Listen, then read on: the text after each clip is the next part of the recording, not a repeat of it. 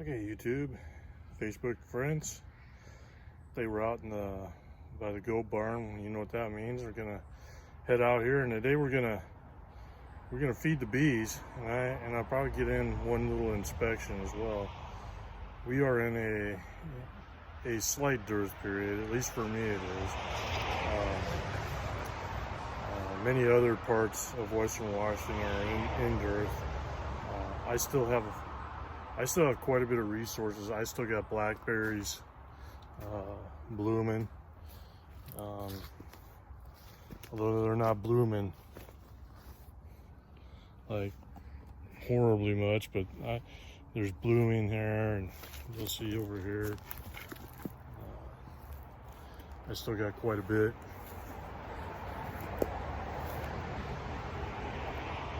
Still got quite a bit of blooming blackberries, and I don't know, some of them have white blossoms, and like these ones over here have got purple blossoms. And see if I can't get you in there to see these pink or purple blossoms on these particular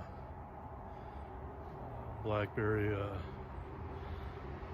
So they must be some kind of a different breed, but no, for whatever reason, where I'm at, my blackberries will bloom all the way almost into September, and I'll be picking blackberries in October and making blackberry pie all the way into October. So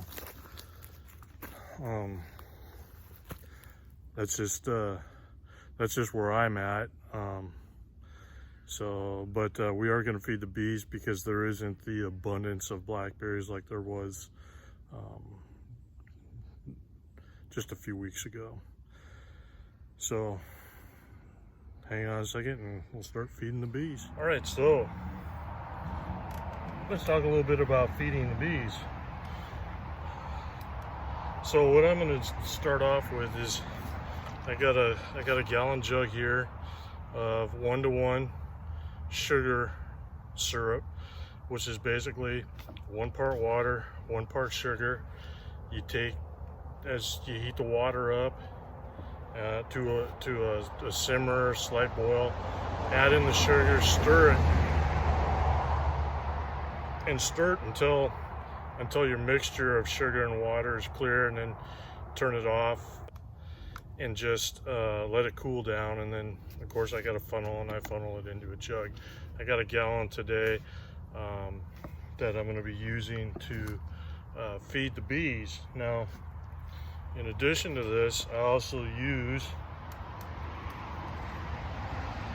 Pro Health, which is a bee vitamin. It smells really good. It's a good supplement. I also add that to the water. Some beekeepers don't. I do. It's never hurt my bees any. And there's a lot of benefits to it with the different kinds of nutrients that are in there, and it has like a lemony grass flavor. It's 4 teaspoons.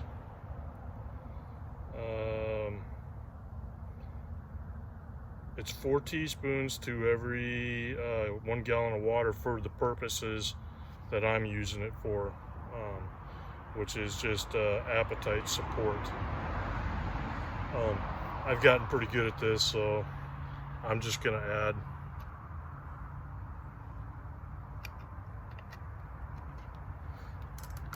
four teaspoons worth.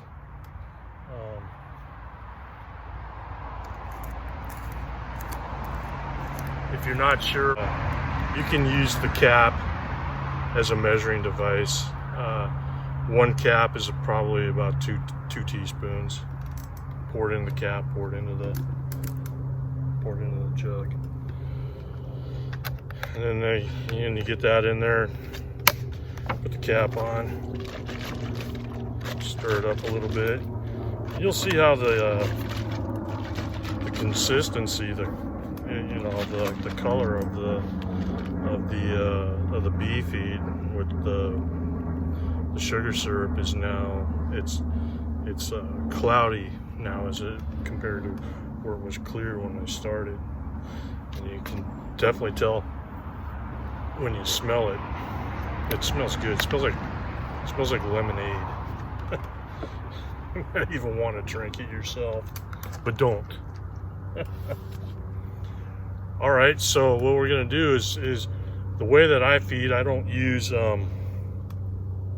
entrance feeders. I use inner feeders in under the cover. I have covers on these, and I use jar feeders in there, and I'll pop one out and I'll show you what it looks like. You might have seen it in some of my other videos. So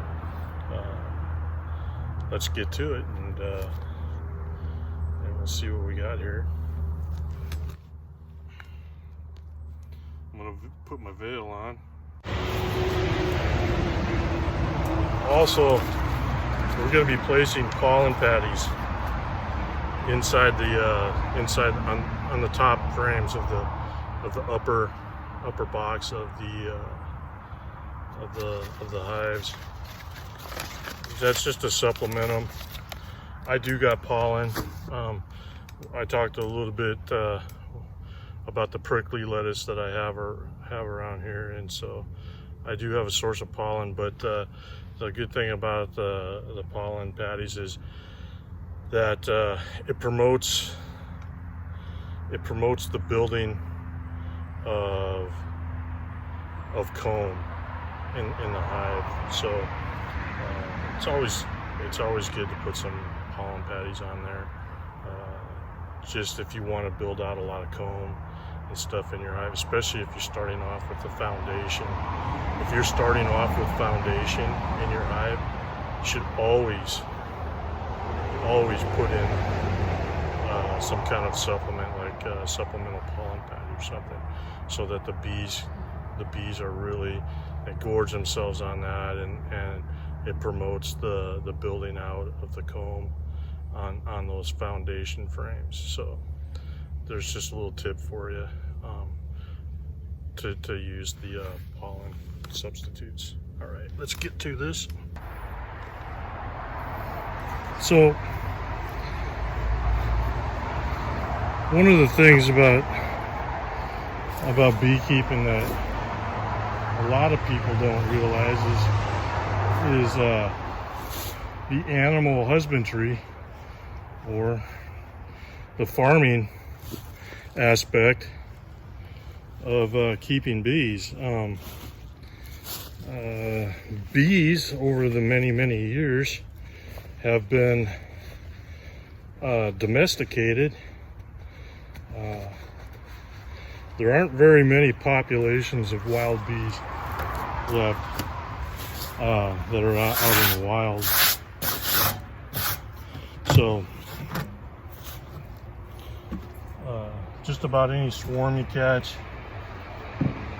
it's not going to be a wild swarm. It's going to be it's just going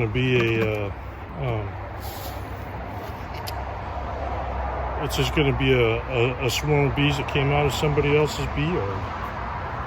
Just a domesticated bee. And so just like chickens and cows and horses over the years, if you think that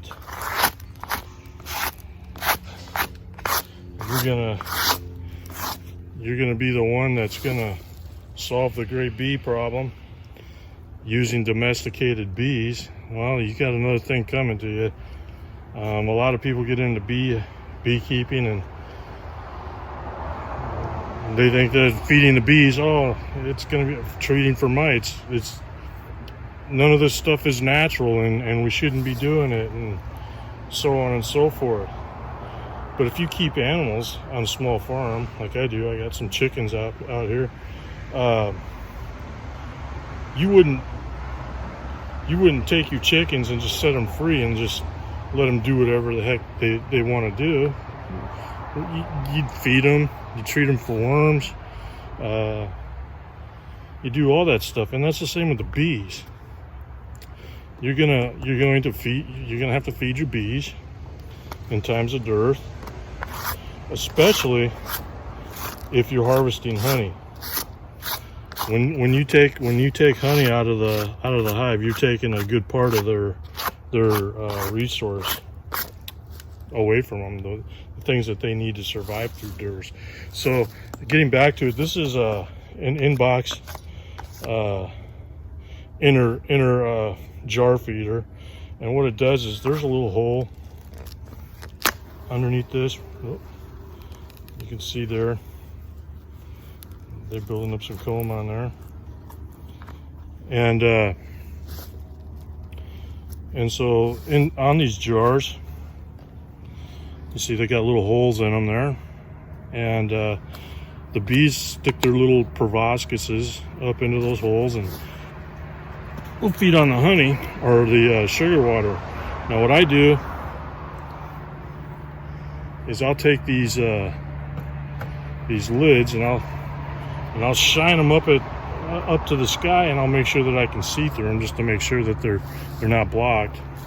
And if they are blocked with sugars and stuff like that, well then I'll take something sharp, pop that through there,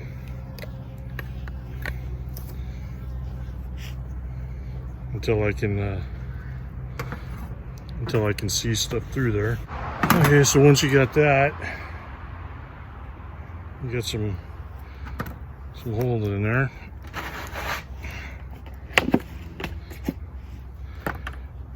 I'm gonna take the jar here, really simple, and fill it up with some water.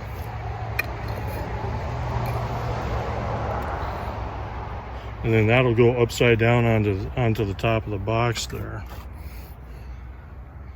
So let's, but for right now, what I want to do I seem to be doing pretty good in there, but I'm gonna pop the lid here, and I'm gonna put on one of those pollen patties. We're out here to feed the bees, right? This is one of these things, like when you're doing covers or boxes and stuff like that, I like working with 2 hive tools, because you get in on one corner there, get your other hive tool in there, and you do a lot less damage to the box and to the covers themselves. So these are Italians. They're pretty mellow bee. I'm gonna put some smoke on them. And this was a starter colony. This is one of my, if you've seen the video, one of my nukage colonies. So it started off with 2 frames of brood, a queen, and the nurse bees, and a little bit of shaker bees in there. So that should be all right to take off now. So we'll take that off.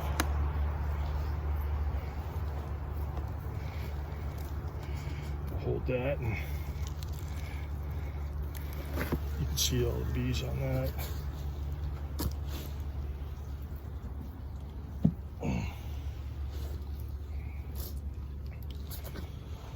Oh boy, look at this.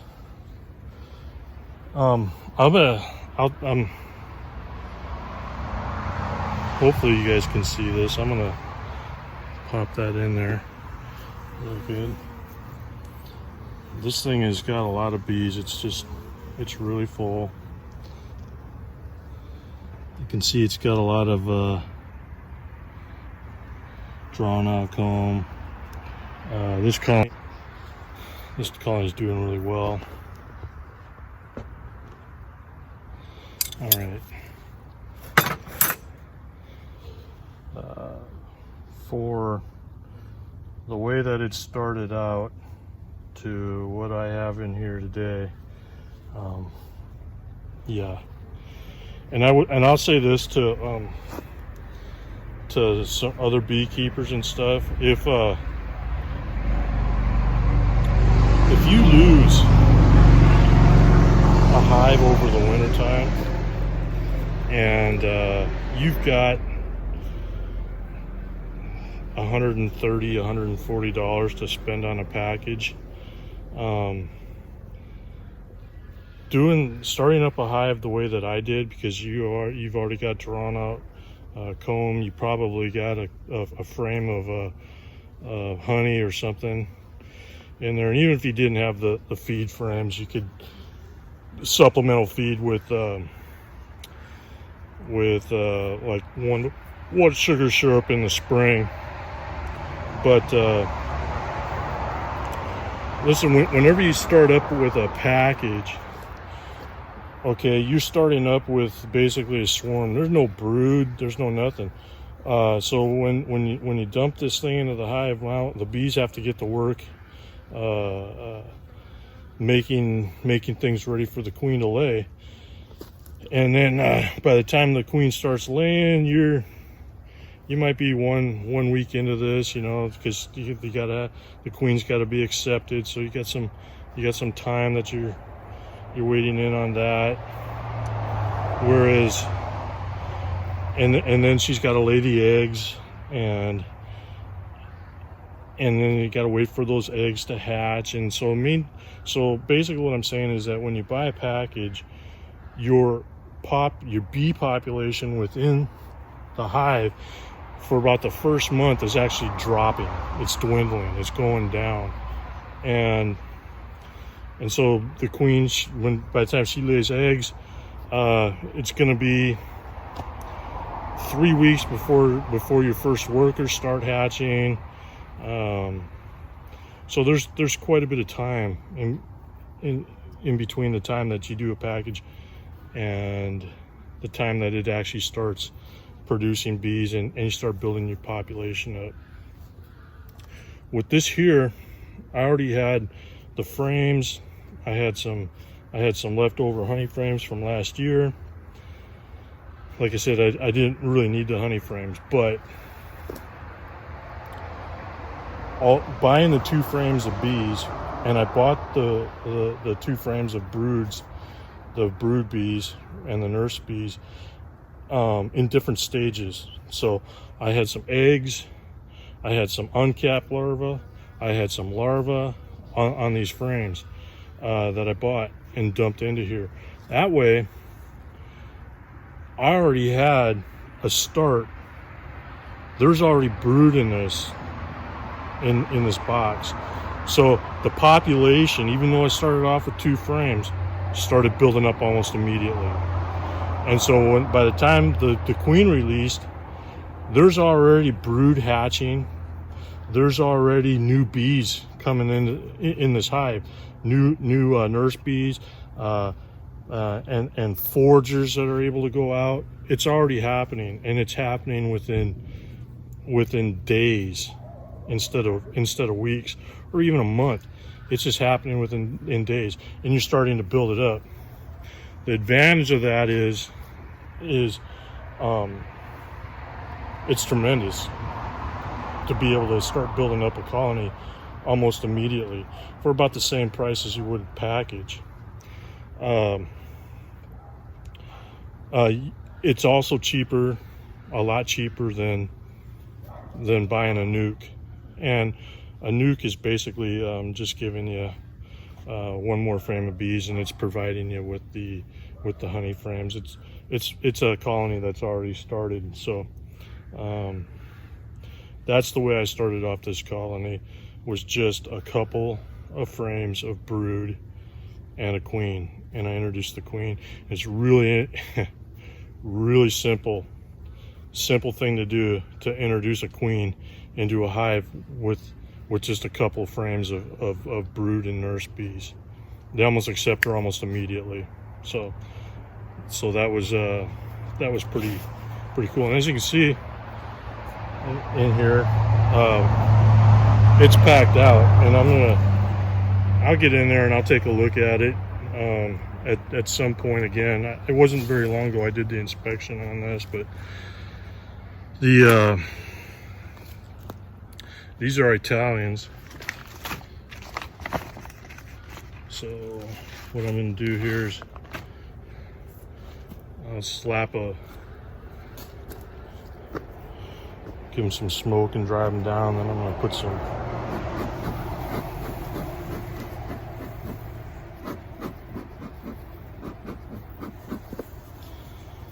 that up on top up there.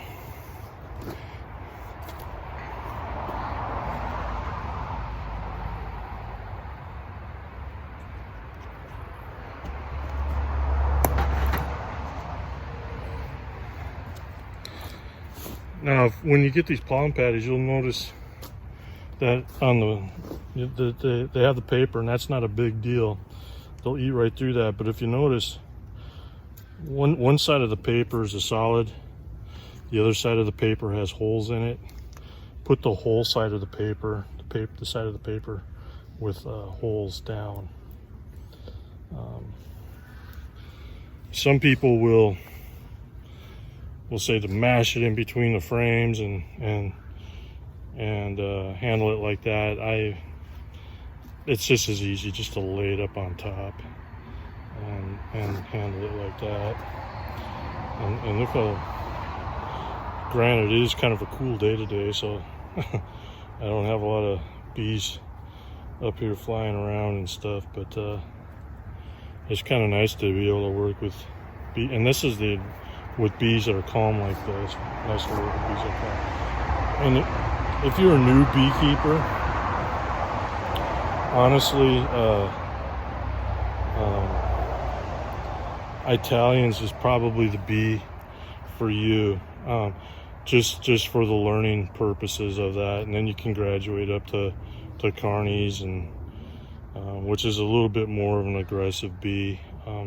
I found that when I first started working with the bees was that the Italians, not being aggressive, it gives you time when you're doing your inspections. It gives you time to get in there, open it up, look at the frames, and not have to worry about all these bees smacking you and stinging you and doing all that stuff. And you can see they're already up here checking it out and eating on it, so that's good. Give them some supplement, and then what we'll do is we'll tuck this out, and I may just pop this off of here. And this is what it looks like. That goes over the inner cover. And I want to see what this inner cover looks like, because I might just scrape the burr comb off on it.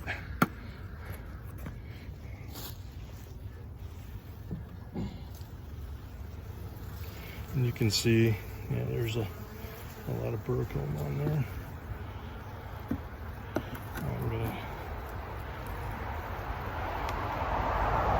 scrape that. And they've already started putting honey in that burr comb. If you can see that, there's already honey that they've been starting to put in there. Pop that over there.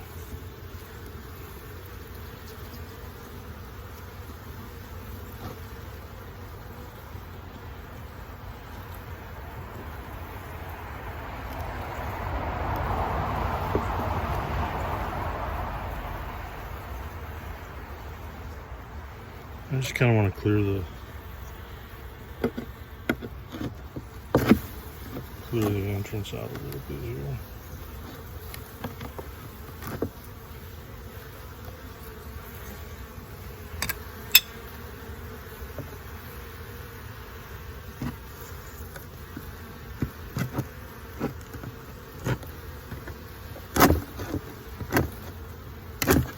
You really got that on there.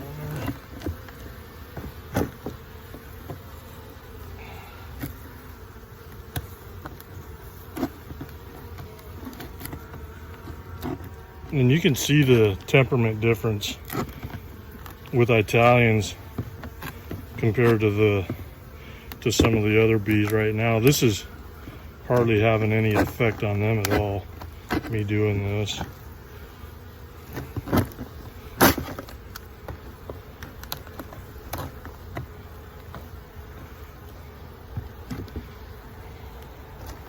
So I'm going to take this and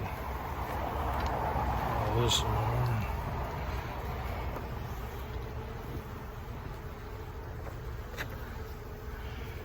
It doesn't have to be perfect.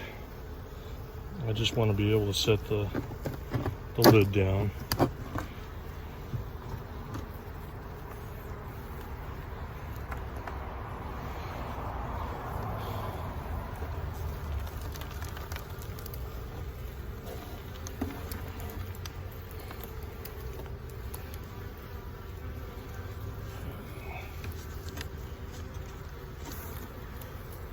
Shake on there.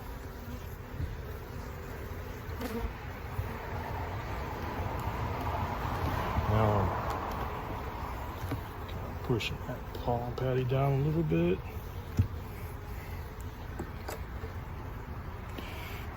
We'll put this back up on here. And you see the hole, they'll come up there through this hole and they'll feed on this jar here. So you didn't see this, but I went back to the goat barn and I grabbed myself a smaller jar. I couldn't budge the lid off of that other one no matter what I did, so I got a smaller jar with a lid. So they'll just get one big jar and one small jar in this one, and I'll come out here again in a few days and feed them some more. You see that? And they'll eat that and the pollen patty and that, and be good to go. Now the cool thing about these upper feeders, now you saw what I just did with the pollen patty. I put that down in there. If I get into a situation where I don't want to lift the lid and put a pollen patty in there, what I do is I got a jar here. This one is full of paper towel right now, but what I've done in the past is I'll take this jar with the paper towel, I'll take the paper towels out, and I'll stuff some of that pollen patty into this jar, and I'll put that in there, and they'll still come up there and they'll get into that jar and they'll eat that pollen patty right out of that jar, and that way I don't have to lift the lid like I did on this one here. And believe me, you don't always want to come out here, light up a smoker, lift up the lid and do this feeding. This is pretty simple here. Just open it up, put the pollen patty in that jar, put it back down, and the bees will come up there and they will eat it. I have done it and it works. So then it's just put the lid back on there.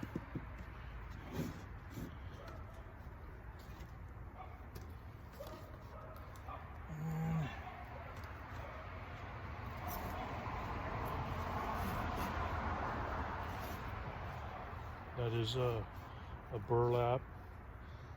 You know, you don't have to run the burlap in there right now. I mean, last winter when I put burlap on my hives, I just kept it in there on the hive. It's not a big deal. I'm gonna finish up and do the rest of my hives, but you get the basic idea about feeding the bees, and you know, I hope that some of this stuff works for you. I told you about how I started up this hive. If it's something that you're interested in, Tim at Stanwood Bee Company, and you can look it up on the internet, www.stanwoodbeecompany.com, and I'll also leave a link on this on this video. He's the one that will sell you the brood frames and the queens, and so I mean, if this is something that would interest you as a beekeeper, or maybe even a second year or even a first year beekeeper, go ahead and give him a shout out. He's also got a YouTube channel, Stanwood Bee Company. You can look that up, and you can see what he's all about. Good people, good beekeeper. So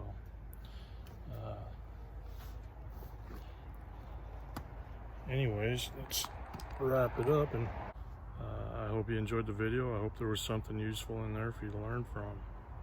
Anyways, this is Platoon 3090, Aaron. Have a good day. We'll talk to you all later. Over and out. Bye.